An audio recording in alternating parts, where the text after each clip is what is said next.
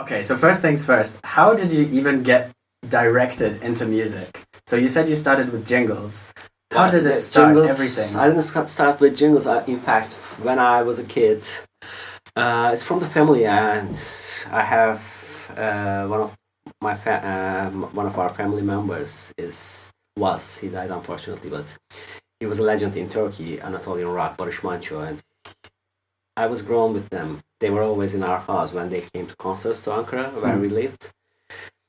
But I think that was a bit inspiration for me. And then I was always trying to play instruments. I had a little toy guitar, flute, and everything. So music was always there for me. Then at the college, I have started with two of my other friends, the first, not the first, but the most successful university radio station in Turkey. So, okay, wow. So that was, and I started DJing there as well, besides another radio too, and that really helped me learn as many music as possible. Right. That was a big chance for me. Thousands of CDs in front of you, and you have to play something. It wasn't back in that time. It wasn't like digital or anything. It was a big luxury to have access to so many different styles. Got you. And then that, I think, helped me to start producing music as well as composing tracks. So how did you actually get into creating music and producing? How did you go from that initial interest, to actually starting to make your own music? Yeah, I think... did you get like some early hardware or some like recorder? Well, I was trying with some very old versions of softwares. I had an Atari in that time. That old. I can say pretty old. But I think after the college, I moved to Istanbul, where I started making music as a professional sound engineer. And then my first equipment there in the studio was, I had ADAT players and recorders, Akai DR8, which was amazing at that time, a digital recorder. So we were using those 3 synchronized, which makes it 24 channels of digital recording. Okay. It was just, these were just about the time that the technology was transferring from analog recordings, real tapes, to digital recording. Got you. Just in that time, about 1995. So it wasn't like now, anything at all, but it was also good to discover, look for everything. I was very keen to learn new technology. Okay. So I had a studio which I was able to record. It wasn't mine, but working there as a sound engineer, I had access to everything. Right, so that made it easier. Daytime I was doing my job, recording. Very good musicians, by the way. And then at the night time, I was doing my stuff. Okay. Discovering, trying. I'm a guitar player, as you can see. So recording so many stuff. Okay. On overdubbing. Okay. Overdubbing is something very excited. I was very excited. So you were in that environment, and by profession you were a sound engineer. Okay, so you had access to these resources, and you were also seeing people. Were you also seeing producers? Yes, sure. Yeah. I mean, we were doing album recordings. I was just recording and mixing. There wasn't any mastering at all in that time. Okay. Around us. I mean, we were just there was no wall giving of sound. them. Yes, nothing like it was. They were all later stages for me, and so every time a producer, not every time, but most of the time, if they have a budget, they come with a producer. So the producer tells the band or the artist what to do. They hire musicians. Right. They have notations, and I was amazed to see so many local professional musicians playing incredible styles. And I did classical recording there. I did many rock albums, pop albums. What else? Turkish folk music as well. Sometimes arabesque changes. I mean, you can choose, of course, and it is like being a DJ in the radio, I was fed up with so many different styles, and in the studio, I saw so many different styles feeling in me, and that was a hell of an experience. I mean, yeah, I can imagine. Those are I think my roots. Right. Okay. And this was in Istanbul. Then? Yes. Okay. And so, how did you go from this environment to creating Jingles? Were you already starting this at that time? Well, I was just doing my own, trying to. Was it like as a hobby, sort of on the side? It was hobby. My style, my tracks. Let's say that was my hobby. Also trying to learn the technical equipment, but then came an opportunity that one of the best, still one of the biggest. Jingle production companies was looking for a sound engineer. Okay.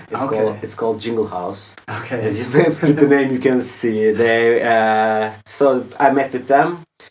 They hired me, and for about 8 years, I was there working as a sound engineer. Sometimes doing jingles, but I was in the center of the market. And right. And in Istanbul, there's a big jingle market. There's a big advertising market. And okay, that's interesting. It's incomparable to other countries. Like, it's one of the biggest, I can say. Really? Because the population is too big, and everyone wants to have their own brands. Every brand wants to have their own sound logos and IDs. So I've been working. I'm still working for Turkey. It's been more than 20 years now. Why do you think that is? Just as a sidetrack, is that something to do with Turkish culture, particularly with jingles? I don't know. Is it just one of those funny things? I think the budgets are good enough for that. Used to be good enough for that. It's not like that anymore. But I think, and yeah, that is something I can say. I mean, once they see the other brands using their sound IDs, sound logos, and they become successful in the market, so they want to go. People realize that they remember those melodies, and there's that makes a great connection with the brand and the clients, and the consumers. For sure. So that helped people to make investment for the music as well, and that's why not everyone, but most of the brands have their own brands. Right. They have their own sound IDs, sound logos. Right. Okay. And so you were doing this kind of on the side, and then progressed. Oh yeah. So okay. So this became my main business. Right. I've been there. Sound engineer with Jingle House. For the first 8 years, sound engineering and doing some jingles as well. Not so many though. And then I started a record company called Electric Records. And this is because I don't want to knock on people's doors about anything, because they want to change your music style if you're an artist, and they want to control. That's how it started. I had my own music production company. Then I split up with my partnership with the Jingles, with the Electric Records. Then I started this company. My wife became my partner, and we have been. It's more than 15 years now. This company, and we have released more than 50 albums. Okay. Wow. We had it started with a record company. Then so that I didn't want somebody else's hands on my project, so I started a publishing company. Then I didn't want someone else to get any advantage of us and our artists from the concerts, and so we started a booking agency. Wow. At one point we were pretty big for Turkey, and I mean, as an independent music production company. So and then the CD business finished. Yeah, right. And we stopped. Okay. I still have the company though. Did you sort of see that coming, that change in the industry, and stop before then, or did you realize that people just weren't buying as many CDs anymore, and then? Well, I think we were ready for digital transfers this period, and as an independent label, we never had the budgeting of like the major big companies. We never. It wasn't like something we were afraid to get. We weren't going to lose any money or anything at all. We adapted very easily to the digital market, and as Electric Records, we are one of the first companies who started putting music digitally online. Okay. Through a company called Orchard. Okay. We still work with Orchard as our digital distributor. Okay. And we were always going as electric team. We were always going to MIDEM, those festivals, WOMAX festivals. So we were very close to the network and Cool. the technological improvements. Okay, that's interesting.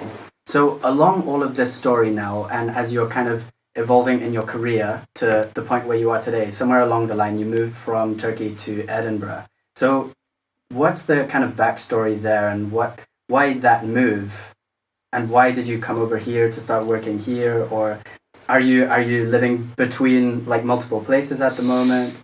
Yeah, I used to have one life.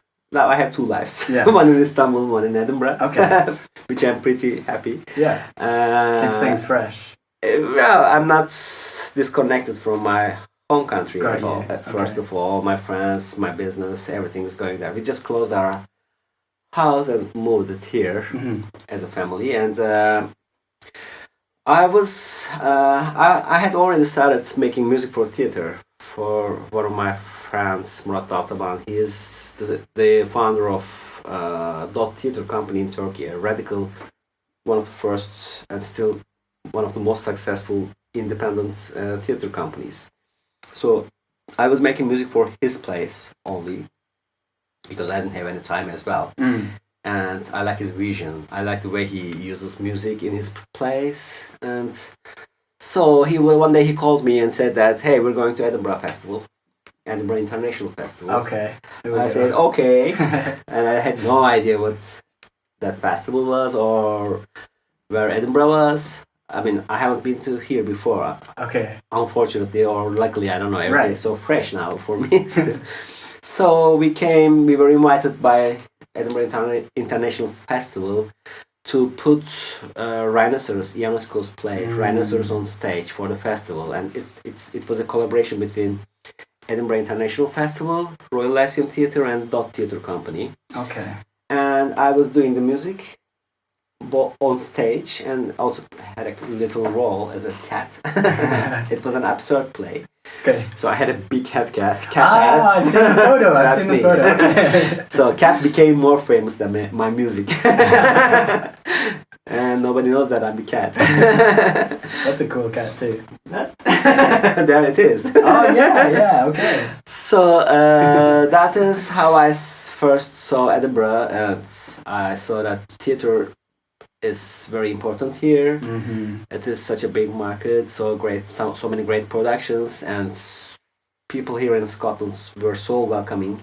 Okay. And my wife and I were already thinking about finding a new place for our children, for our creativity, for ourselves, Okay. for a new fresh life and a new breath. Because of the things happening back then in Turkey, we couldn't find a place for us. It was Really? like we In what were sense? feeling like, politically, life standards, change of culture, everything for the last 15 years maybe. Really? It's going in another direction which we wouldn't prefer. Okay, I see. So it was a good chance for us to Yeah. have a new life, a new Wow. start, and so that's how it started. Wow. And then with the play, with the Rhinoceros, I won the best music in Scotland theatre, best music Wow. and sound design. So that Okay. really helped me a lot, and I was so lucky Yeah. for the start. For sure. Wow. Okay. That's very interesting. As an artist, so now this is like the juicy part that I've been like dying to ask you questions about, because the most fascinating thing to me is how artists like you find inspiration. Like how do you find your ideas? How do you, I mean, you're a very busy person as an artist. You're working on a lot of projects. You told me earlier that you're working on 8 plays right now. Yeah. So how do you find the ideas? Do you have a process? Maybe you don't have a process. Maybe it's just like, maybe it just comes to you, because so many artists that I speak with have a completely different approach to finding their ideas and creating what they create. Do you know how you find your inspiration and your ideas? Well, I mean, I'm very well trained about jingles, I think, first of all, because I know how to work with directors. I know how to get briefs, and that is something to start with for commercials. For theater, it is not exactly the same, but still in the same kind of manner. You can think that there is a play, there's a story. I first want to understand the story. That's the thing. Also, when I'm writing music for a film, there's always a story, and you have to understand the story. And the director has something on his mind about that story to make it real. Yes. At that point, you are one of the creative members of the team, and so reading the story starts to bring some ideas for me as by means of music. I see. So, which brings the style. And when you know the style, when you know the style of the music, I mean, and the story, then your tools are almost there. I just sit here and start writing. I see. Sometimes I start with the melody, sometimes I start with the groove, depending on the music style I'm making. Okay, but that's interesting. So the backbone of your process and the backbone of how you create is basically the story behind what you're creating for. The story and like the theme. And then that kind of, does that automatically give you like some directions and some ideas? Well, I feel like I have so many drawers inside me, and every story opens a drawer, and then I just take it out. That's a cool analogy. I'm full of inspiration. That is how I'm so happy about. I feel so lucky that I want to produce in all possible styles, and I do it already. But every time, especially with the theater plays, it becomes something like an artistic thing for me as well. So I got concentrated into this one as a personal project as well by means of the music. So until the play is on stage, that drawer is open, and then that drawer I try to bring it as an album and then I put it online. And okay, I get you. That's a cool image, actually. That is very exciting for me as well. It has its challenges, of course, but it's nice. Are you excited about all the projects you work on? Yes, sure, yeah. Yeah? Does that help with, obviously, I mean, that's probably a rhetorical question, but could you imagine working on a project that you weren't excited about? Would that make it a lot harder? In fact, I don't. I have never received such a project that I had to say no. Sorry, I never. Okay. I don't know. Maybe you make your chances. I think. Yeah. Especially for theater. I'm not talking about Jingles, by the way. Jingles is something totally different. It is for sure. You have to do whatever you are asked to. I mean, you're like a tailor. Yeah. Everybody wants another dress, and you have to do it in the very best way in one day. I get it. Give it back. That is totally different. But with the theater plays, I think you make your own chances, and so that you make the connections, and that connections that will bring you the right thing. I get you. Yeah. So my connections are most of the time the directors. Yes. So there's like a compatibility that's automatic with the projects you're gonna. Yeah, you open a way, and then they know you meet, start, and then I get you. Hey, this project is for you. Are you available? Yes, and that's it. Something else I was wondering, actually, some sound engineers that I have spoken with, my brother included, they have a much more sort of technical approach to music that isn't so much creative. So if you come from a sound engineer background, how do you have your creativity? Where does that come from? Did you have maybe your parents maybe were musicians or something, or did you have a very sort of creative childhood, or is there something about, I don't know, maybe, I know some people read a lot of comic books and then that's how they make their music, is from this inspiration. That's where they get their creativity. Where is your creativity coming from or inspired from? I don't know. My mother says that they always thought that I was a very creative kid, but they thought that I was going to be an actor because I was acting when I was 8 or 9 years old, trying to make the acting of the political characters back in that time, and they said you were so successful, but you were always playing music as well. Okay. However, they pushed me to become an engineer. I'm a metallurgical engineer, by the way. Really? Yes. Oh my Nothing goodness. at all with the music, but wow. the college I've studied was one of the most still one of the best universities in Turkey, Middle East Technical University. Wow. So there is plenty of room for creativity as well. And I was there. Most of my time was going with creativity, like playing with bands. Bands, okay. That's where I started the Guitar. radio, my guitar life, everything is Right. that. What about now? Are there sources that now today you draw, creativity from? Are there do you watch a lot of movies? Is there I like movies, yeah. Yeah? I like movies. Do you have a creative something that feeds you, do you listen to a lot of music, for example? Well, I can get inspired from everything, I Okay. think. I mean, recently I just started playing percussions and I met many new people with the Beltane people, all colorful people in Edinburgh. It's an amazing society. Yeah. I get some inspirations from there, Okay. which I don't plan to. It's just, Happens. I just find myself in those kind of communities, and then I try to keep my eyes open, and that everything brings something to me. I think I listen a lot of new music. I try to discover because when I'm doing administration stuff, I always listen to music, and I try to search for the local artists or new international music, whatever possible. Okay. But still, it's a bit tricky. I don't get inspired by the music. Right. I try to be careful because, Really?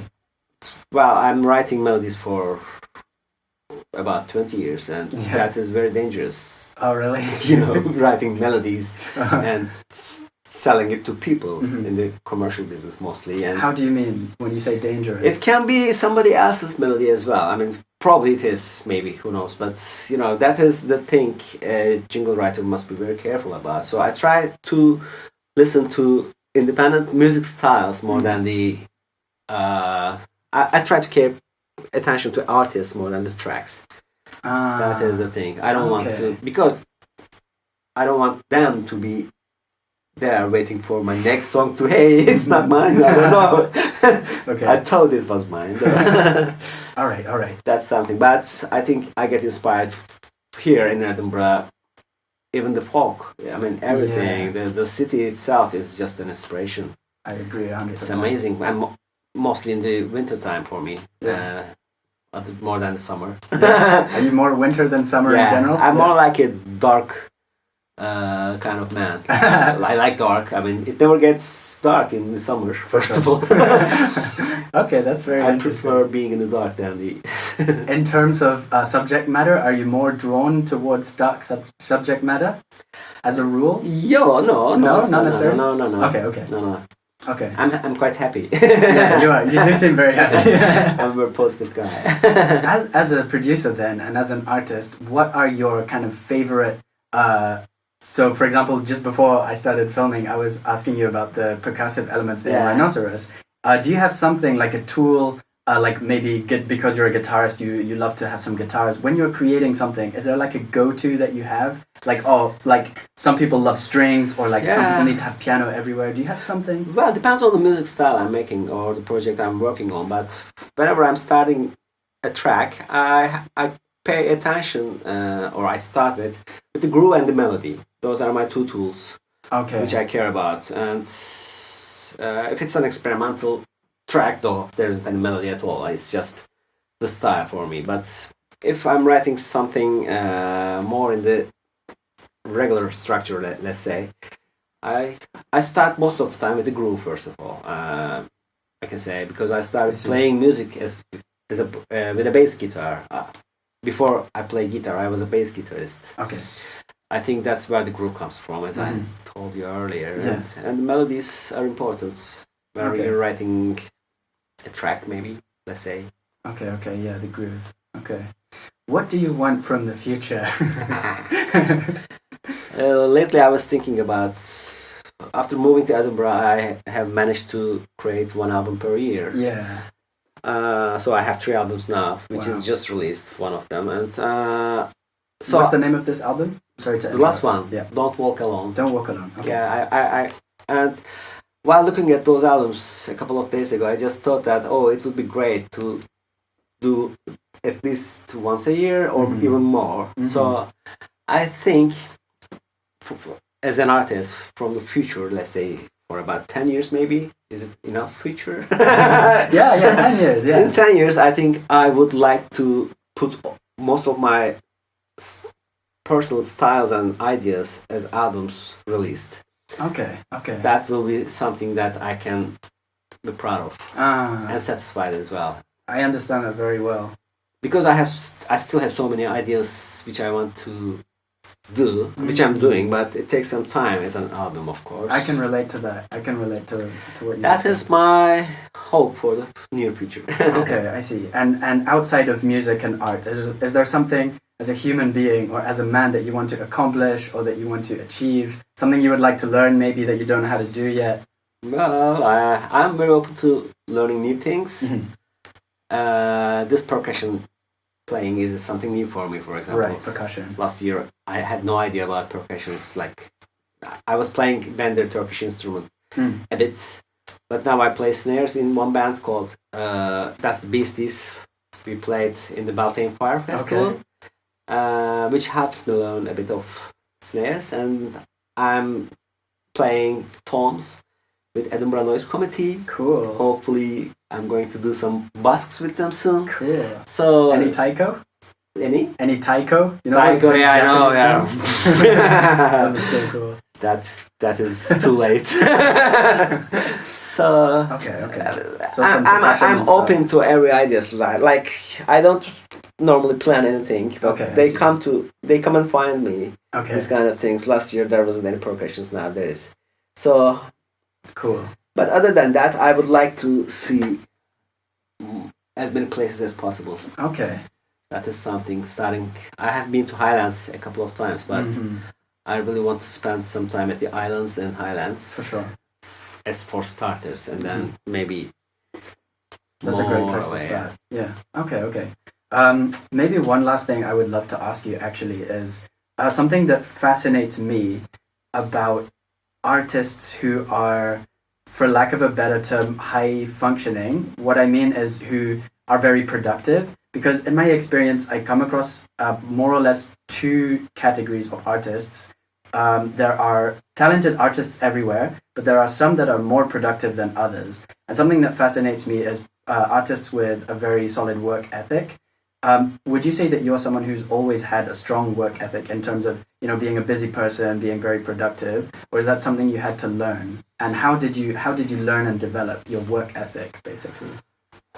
Well, I'm very well organized, first of all, and if I'm not, other than that, I have to be busy.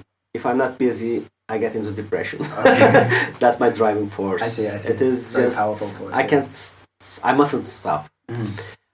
Even when I'm on holiday, it is after 3 or 4 days I start like, and I'm such a band that I miss winter and summer, and like I always miss working. I think that's something terrible, I guess. Has it always been like that? Yes, it's always been like that. And other than that, I have a very I have to be very high work ethics.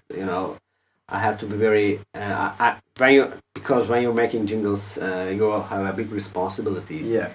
And that doesn't leave you any chance to do it. Okay, then I can send it 2 days later. Blah blah. You can't work. You can't be there. I mean, you can't. It's just not possible. Yeah. And so Okay. I don't know, but I was always like this. Other than my college life, I was terrible. But I managed to graduate. It's great as a metallurgical engineer. Yeah. Okay. Do you feel like a lot of satisfaction when you finish a project? Is that a driving force as well? Kind of when you wrap up an album or like a theater project, do you feel like I'm really happy with what I did? And is that something that pushes you? I can never be 100% happy about what I do. It is always like that. And whenever I finished an album and put it online, I don't normally listen it so many times after I release it, you know, because I'm already in this The next one? in the next one. Mm-hmm. And one of my albums, Meet Me at Dawn, which I composed for Zinnie Harris's play, I still keep on listening to that album. Yeah. It's the first for me, though. Why is that? I don't know. I listen to it. Oh, it's nice. It's nice. Okay. I like it. do you ever get moments where you maybe go back in time and listen to some of your old stuff that you've not listened to in a long time and kind of appreciate it with new ears? Do you get that? Yes, I just did it last night, which was terrible for me because now because I selected from now I have a project called Istanbul Calling, which I will put on stage next year, I think, here as a dance theater project. Cool. And I was selecting my previous tracks to make a sample.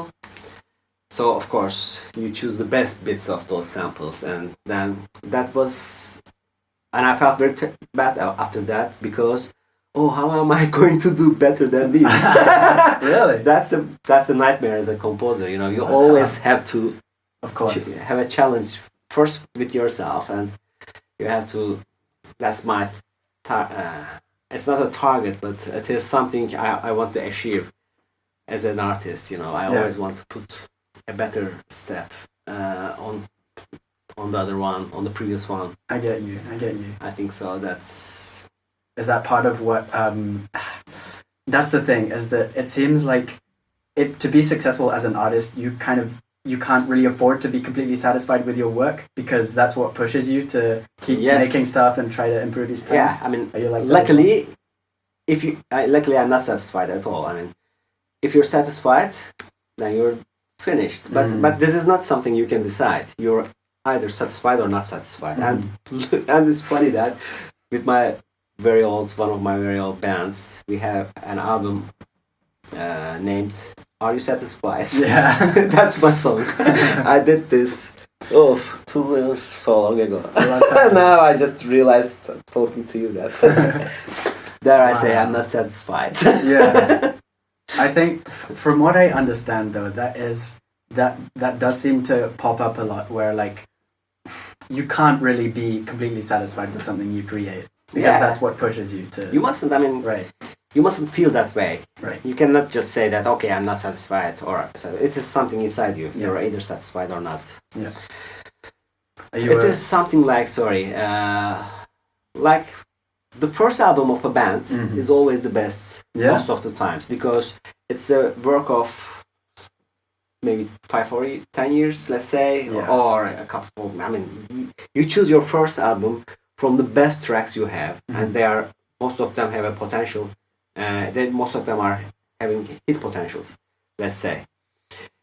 And the second album comes, but in between the first and the second album, you're always on tour, and you can't find enough time to compose new tracks. So but it can't be better than the first one. It has to be. If it is better than the first one, then that band is already okay. I think that is something like that. A musician's, a composer's, an artist's biggest challenge is his or her previous work. That's what I think. Okay. That's cool. I do want to ask you one last question. What is the thing that makes you happiest in life? What is the thing, I don't know, the activity or the people, or what is it that you look forward to the most, you know, when you wake up? Oh, my kids, definitely. My children, my twins, definitely. They're my everything. What was it like to become a dad? I couldn't understand how it was for the first 2 years because they're twins. It was a bit hard, difficult, but you don't know it's difficult until you realize, you start to see your friends with one kid. Oh, okay. Then you compare. But it's amazing. It's amazing, and they're both very talented and very precious. Everyone's children are precious, of course. Of course. But it's your kids. Yeah, because we can see. I mean, with our daughter, we see my wife's childhood. With the boy, I see my child. My childhood. They're like clones, but better than us. Has that changed? How has that changed you actually? How has that changed you to have kids? Have you noticed? You know, have things changed? Like maybe your perspective on life or things, or even the way you approach your work? Oh, I don't know. As No. I'm a freelancer, I'm lucky to be always around them. Yeah. I can shape as much as possible my lifetime around them. So my life didn't That's a huge change. benefit. It didn't change at all. As an artist, maybe did it give you like new insights or new perspectives or new memories that maybe you had forgotten for a long time? Well, now they're bigger. They're 9 years old. Yeah. This generation is amazing. So I listen to what they listen most of the time. I try to follow their cultures. Let's say they follow YouTubers. They have their own YouTube accounts. 9 years. They're just 9 years. I Wow. mean, Yeah. it is Wow. amazing, and I mean, we don't want them to be so much connected, but still, we're trying to make a good balance. Yeah. So that they're not away from the technology as well. Yeah, I get you. And also the way they play piano, they play various instruments, they're doing so many things. It is amazing to just follow them. And of course I compare it to my childhood, which I mustn't, because so many things have changed. For sure. That they're most of the time they're really helpful for us to discover new things. This new generation thing is amazing. Yeah, it is.